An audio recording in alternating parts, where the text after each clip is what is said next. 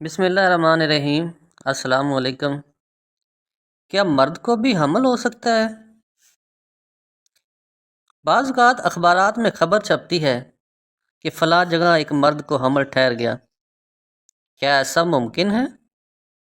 جی ہاں، بالکل ممکن ہے، مگر سوال یہ پیدا ہوتا ہے کہ مرد کو کس طرح حمل ہو سکتا ہے؟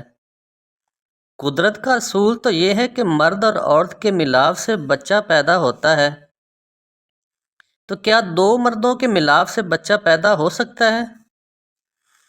یہ ایک ایسا سوال ہے جسے سنتے ہی جسم میں سرد سی لہر دوڑ جاتی ہے۔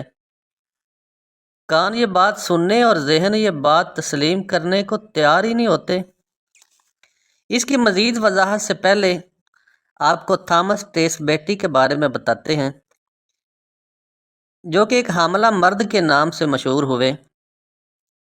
تھامس ٹیس بیٹی جو کہ 1974 کو پیدا ہوئے، یہ ایک امریکی عوامی مقرر تھے، مصنف اور ٹرانسجینڈر اور جنسیت کے حامل تھے، جن کی توجہ ٹرانسجینڈر کی تولیدی حیثیت پر مرکوز تھی۔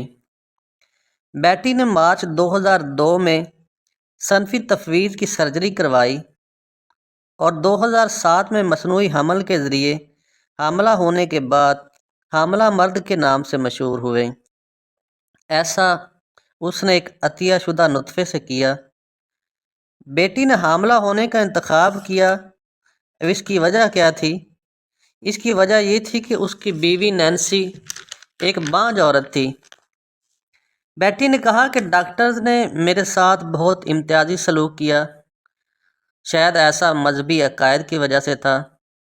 مجھے مردہ ضمیر کہا گیا۔ میری بیوی نینسی کو میری بیوی کے طور پر تسلیم کرنے سے انکار کر دیا گیا۔ آس پالے ہم پر ہنستے رہے۔ ہمارے خاندان اور دوستوں میں سے کسی نے بھی ہماری مدد نہیں کی۔ نینسی کی فیملی میں سے موسٹلی لوگوں کو یہ علم ہی نہیں تھا کہ میں ٹرانسجینڈر ہوں۔ جون 2008 میں بیٹی نے اپنے پہلے بچے موسن کو جنم دیا۔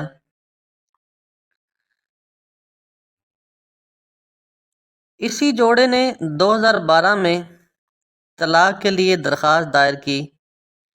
اب یہ ایک عجیب کیس تھا جہاں ایک مرد نے عورت سے شادی کے بعد بچے کو جنم دیا تھا۔ عدالت نے اس شادی کو چیلنج کیا جہاں شوہر نے بچے کو جنم دیا تھا۔ یہ ایک حیران کن والی بات ہے اور بڑی حیران کرنے والی بات ہے۔ جب بیٹی کی داڑھی اور حاملہ پیٹ دونوں کے ساتھ تصویر سوشل میڈیا پر وائرل ہوئی، سوسن کے علاوہ ان کے دوسرے بچے آسٹن اور جینسن بھی ہیں، تو ہم شروع میں ڈسکس کر رہے تھے کہ دو مردوں کے ملاپ سے بچہ پیدا ہو سکتا ہے۔ ہرگز نہیں۔ مرد کے حمل کی صورت یہ ہوتی ہے کہ جب ماں کے پیٹ میں جڑواں بچوں کا حمل ٹھہرتا ہے تو کبھی کبھار ایسا ہوتا ہے کہ بالکل ابتدائی حالت میں ایک انڈا دوسرے انڈے میں یا تو چپک جاتا ہے یا دھنس جاتا ہے۔ چپک جانے یا دھنس جانے والے انڈے کی نشو و نما رک جاتی ہے اور دوسرا انڈا فطرتی نشو و نما سے مکمل بچہ بن جاتا ہے۔ ایک بچہ جو بالکل تندرست ہوتا ہے وہ پیدا ہو جاتا ہے، لیکن دوسرا بچہ انڈے کی شکل میں اس کے جسم کے کسی حصے میں چھپا رہتا ہے۔ کبھی مناسب حالات میں پھلنے پھولنے لگتا ہے، مگر یہ بچہ کبھی بھی پیدا نہیں ہوتا۔ کلکتہ کے ایک اسپتال میں ایک 11 سالہ لڑکا داخل ہوا جس کے پستان پر سوجن بڑھتی جا رہی تھی۔